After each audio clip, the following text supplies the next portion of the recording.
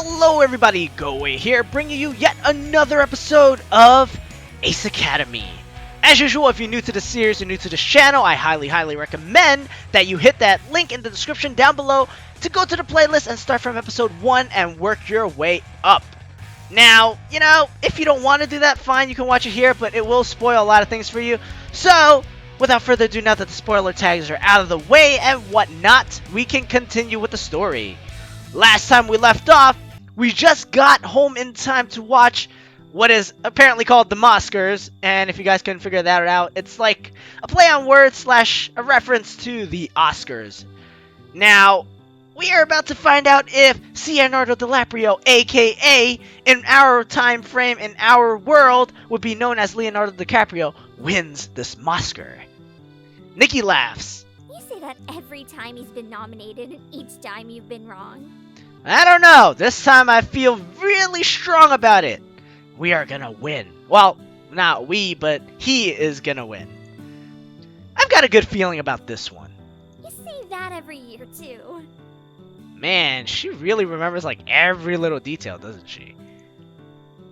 I snuggle in between them on the couch just as the opening number starts. I only partially pay attention to most of the nominations. Every so often I peek at Uncle Kaito and Nikki. Kaito looks as engaged as I am, while Nikki is practically on the edge of her seat. Every so often she'd shout out who she hopes to win. Finally, it's the moment we've all been waiting for. The nomination for the Best Actor. Leonardo DiCaprio is nominated for his role in The Apparition against a handful of people no one cares about. Well then. Uncle Kaito and I look over at each other in solidarity.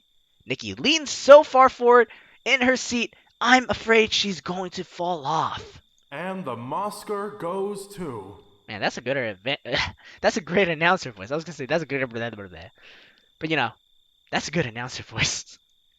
I hold my breath as the announcer rips open the envelope in the slowest way possible. Man, building up tension. He's good. Leonardo DiCaprio. And what did I tell you? I knew he was gonna win. Nikki jumps up and screams while Kaito throws a fist in the air and shouts excitedly. You know, it's funny how we get so excited and so worked up over like who wins a Oscar even though it's not us. Is it like we feel some type of spiritual bond with the actors slash actresses? Jump up with Nikki! That'll do, Leonardo. That'll do. Is this real life? So what? Well, you know what? I'm gonna do this one because last time I played this game, I played That'll Do Leonardo. So I'm gonna jump up with Nikki this time. Be more excited about things, you know? I leap off. Excuse me. I leap off of the couch and jump up and down with Nikki. She throws her arms around me in a hug. Aw, my little Imoto. How adorable. He finally did it! What do you mean finally? He won every year. Psh. I know. I'm feeling a little left out here. Hey, you could jump up with us, dude. Nikki and I glance at each other and laugh. Then we each give Kaito a high five. Honestly, Nikki, I'm surprised you're so excited by this. I didn't realize you liked him. This is a momentous event. What's not to like? Before I can answer, she shushes me. Oh, he's about to give his speech. We watch as Leonardo graciously accepts his Oscar and runs through his list of thanks. I would like to thank my mother, my father, my family members, my producer, my agent. Are the producer and agent the same thing? No, right? They should be different. Oh, am I supposed to voice Leonardo DiCaprio here? Okay. And finally, I'd like to mention how thankful I am that we took care of global warming back in 2016 so everyone can still enjoy the wonders of snow. The audience roars with applause as CEO walks off the stage. What a classy guy. Yeah. Nikki gets back on her feet. Anybody want a snack? We get food? I like food. Kaito perks up. I wouldn't say no to that. Exactly. Same here. Be right back. She runs off into the kitchen and returns with a plate of strawberries. Ooh, strawberries. Strawberries. Uncle Kaito's face lights up as he grabs the closest one to him. Without hesitation, he takes a huge bite, then catches himself as chocolate drips down his chin. Wait, they're chocolate strawberries? Wait, is that chocolate? Yeah. I pick up a strawberry and pop it into my mouth. Mmm, cream filled. I also have some filled with gelatin and cookie butter. My goodness, you know how to make everything. I am so proud of my little sister. This is amazing. Hey, Uncle Kaito, don't you run a cafe? She beams. Do you really think so? Yes. I eat another strawberry in response. Where did you find this idea? I don't know, I was just thinking about how I wanted chocolate-covered strawberries, but I hate when the chocolate comes off unevenly or the shell breaks off when you bite into it. I figured this was a better yet still delicious alternative. So you just stuffed strawberries with all the fillings you'd ever want to top it with? That is awesome. I can confirm it is. Uncle Kaito eats another strawberry. Do you think you can make this at the cafe? Ooh, Nikki, I hear promotion coming up.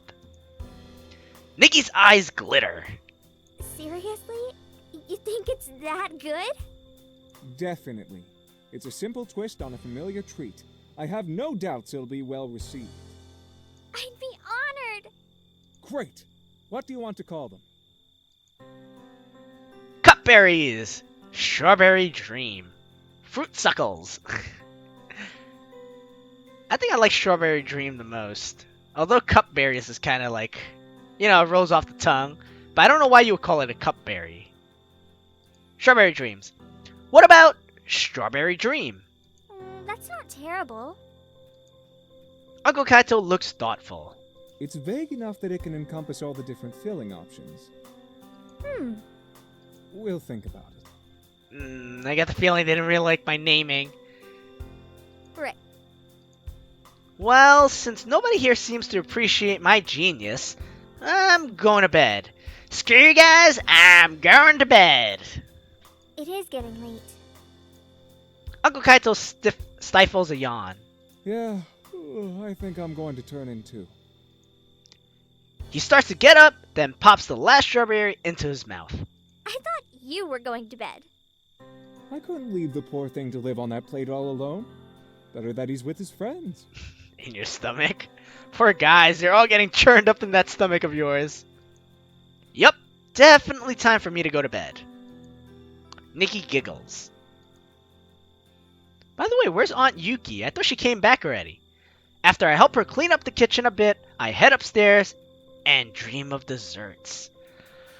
I'm thinking of a dessert right now. I kind of want some, green tea ice cream. Or, I actually tried durian ice cream recently. That thing was amazing. Although, I hear it's an acquired taste.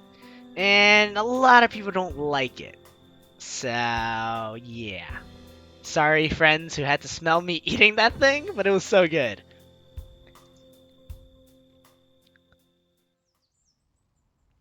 I wake up from some vigorous shaking and open my eyes to the familiar frown on my favorite fiery redhead. I know who this is. Hey! Wake up! What do you want? I'm sleeping. Still groggy, I half mumble a response. How did you get in here? Nikki let me in and told me you were still sleeping. Now wake up! I'm awake! It's time to sleep. You sleep too. Fine, but I won't be happy about it. It's time to sleep. You sleep too. No, I'm not waking up. What? I reach out from under my bed and grab Kaori's arm, then pull her into me. She loses her balance and her torso falls on top of me and my bed. Hey! Let me go! She begins to pull away, but I hold her close. Her face is inches away from my own, and her red hair tickles me as it falls around her face. I gently kiss her cheek. She pauses, and I can feel the warmth in her face as I kiss her cheek again. Join me. She hesitates, then tries to pull away again. No! We have to! Another voice calls out, interrupting Carrie. Jeez, guys, at least close your door. Go, Nikki. Nikki pops her head into the room and mimics a look of disgust before closing the door for us. Carrie breaks free from my grasp and leaps away from me as soon as she hears Nikki's voice. Nothing's happening. I hear Nikki's laughter clearly from the other side of the door. Likely story. Yeah, why are you denying this, Carrie? Carrie whirls on me. Her face is even redder than I thought was possible. Yeah, the color of her face looks more red than her hair now. Idiot! Carrie pouts. Ugh, forget it. I was just teasing. I'll get up. She crosses her arm like she doesn't believe me. I'm about to throw off my blanket when I remembered what I decided to wear to bed last night. Please tell me you didn't go commando. You might want to look away for a second. Why? Tell her you're indecent. Throw off the covers and show her. Okay, I'm gonna go with the funnier answer here. Let us show her what we're talking about. I mischievously grin. I said I, but it's actually A. A mischievous grin spreads across my face. Because of this. I flip the blanket off of me and reveal my boxers in all their glory. Carrie averts her eyes and whirls away from me. You idiot! Why are you naked? Well, technically I'm not naked. I have underwear on. See, I'm glad he didn't go commando. I'm not naked. You may as well be. It's not like I was expecting anyone to show up in my room this morning. So? Are you trying to tell me you always sleep naked? Well... Idiot! Hurry up and get dressed! Wow, she shouts a lot. I forgot about that. I shrug and swing my legs over the bed. Wait! What? Carrie races towards the door. At least wait for me to leave first. Why? You've already seen them. That's not the point! Oh my god, are these people really college students? Before I can respond, she pulls open the door and slams it shut behind her. I mean, this is kind of Japan, so how would they react to all this? You know what? Difference in culture. In America, I don't think they would care so much. I can't stop the grin on my face. She's so cute when she's flustered. I slide out of bed and grab my clothes. After I get dressed, I let Carrie back into the room while I head to the washroom to freshen up. When I return, Carrie is already sitting at my desk. She looked up as I joined her. Here. My tablet pings with a notification as I set up my books and notes. I open the attachment she sent me. These are the templates I use for my study guides. I thought they might be helpful for you. I'm impressed as I scan through the template. Carrie definitely takes her studies seriously because these are really thorough guides. Thanks. These look great.